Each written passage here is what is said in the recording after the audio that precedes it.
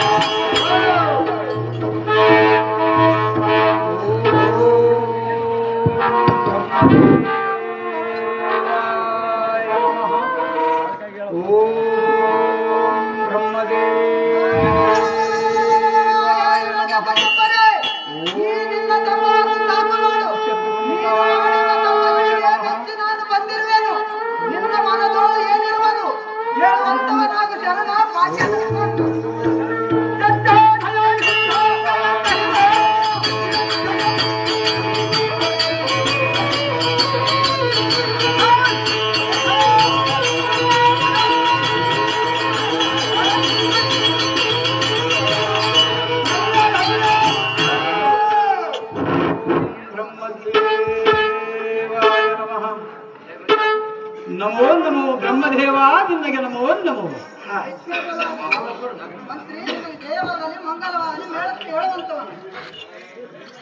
ಹೇ ಬ್ರಹ್ಮದೇವ, ನಾನು ಮಾಡಿದಂತ ತಪಸ್ಸು ನಿನ್ನ ಮನಸ್ಸಿಗೆ ಮೆಚ್ಚಿದರೆ ನಾನು ಕೇಳಿದಂತ ವರ ಕೊಡುತ್ತೇನೆಂದು ನನಗೆ ವಚನವನ್ನು ಕೊಡು ದೇವ. ದಿವ್ಯ ಪ್ರಭಾವ.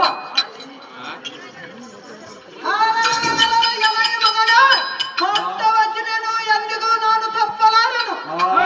ಕೇಳಿದಂತ ವರವನ್ನು ನಾನು ಕೊಡಲು ಸಿದ್ಧನಾಗಿ ಬಂದಿರುವೆನು. ನಿನ್ನ ಮನಸ್ಸಿಗೆ ಬಂದಂತ ವರವನ್ನು ಕೇಳುವ ಕೊಡುವೆನು ಮಗನೇ. ಹಾಗೇ ಬ್ರಹ್ಮದೇವ, ಹಾಗಾದರೆ ಹೇಳುವನ್ನು ಕೇಳುವಂತಾದ ನಾನು. ಅದು ಏನಿರುವುದು ಆರಿಸಿ ಹೇಳುವಂತವನ.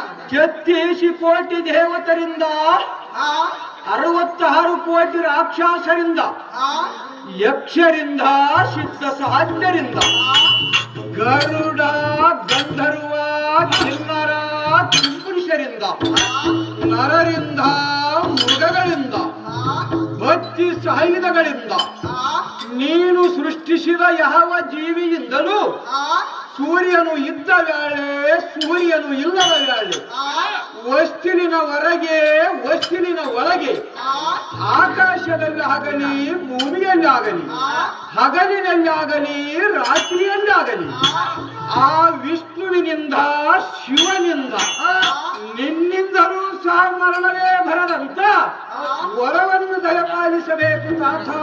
ಲೋಕ ಪ್ರಖ್ಯಾತ.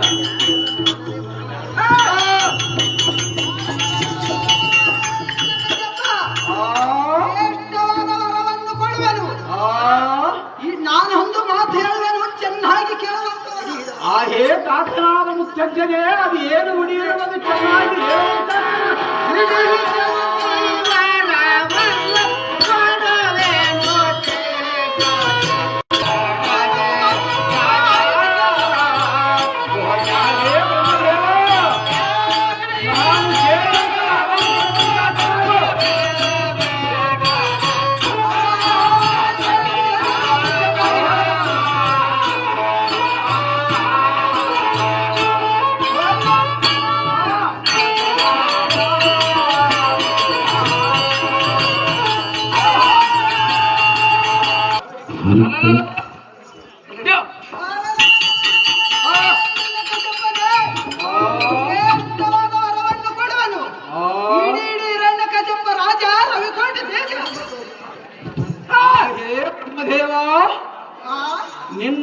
ಹೇಳಿದಂತೆ ಆಗಲಿ, ನಾನಿನ್ನು ಹೋಗಿ ಬರಬೇನು.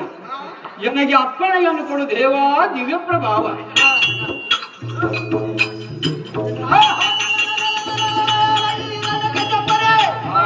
ನಿನಗೆ ಜಯವಾಗಲಿ, ಮಂಗಲವಾಗಲಿ. ಹೋಗಿ ಬರುವಂತನಾದ ರಾಜ ರವಿಕೋಟ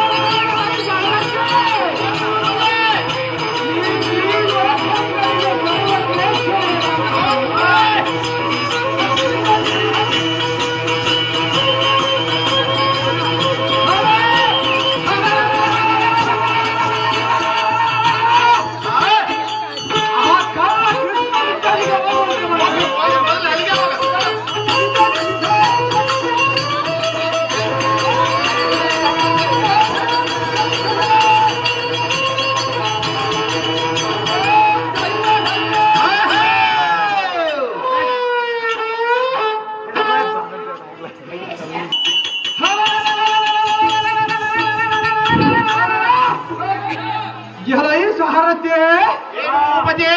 ನೋಡಿದೀಯ ನನ್ನ ಅತ್ಯಂತ ಅರ್ಪಟವಾದ ಚಮತ್ಕೃತಿಯನ್ನು.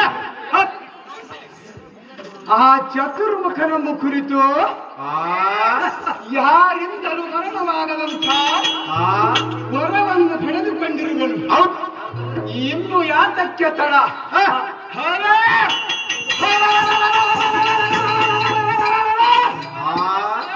ರಥಕ್ಕೆ ವಾಜಿಗಳನ್ನು ಬಂಧಿಸು.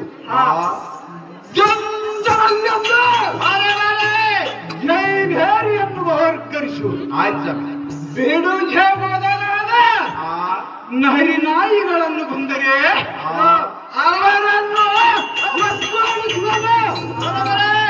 ಎಲೈ ಸಾರಥೆ, ನಮ್ಮ ಹಿರಣ್ಯಾಕ್ಷನನ್ನು ಕೊಂದಿದ ಆ ಕಳ್ಳ ಕೃಷ್ಣನ ಮುಂಡವನ್ನು ಹಿಡಿದು